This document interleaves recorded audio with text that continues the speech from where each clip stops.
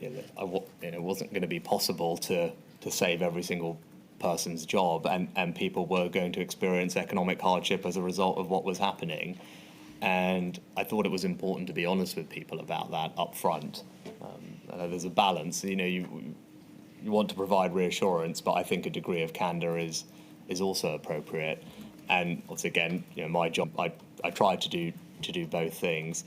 I think actually, as it turned out, the impact on household incomes and living standards, particularly for the most vulnerable in society, we will get into it in the right section, I assume, so I'll save it for then. But I think the overall results on that were stronger than I would have perhaps anticipated going into this, and I'm very proud of that. I mean, it was something that we had an eye on throughout, and certain policies were designed specifically with that in mind.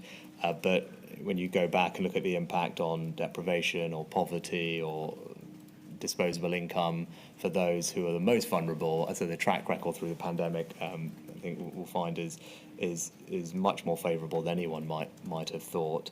But more generally, I think the living standards probably come as a consequence, as you said, of protecting people's jobs and that job connection, protecting business failures.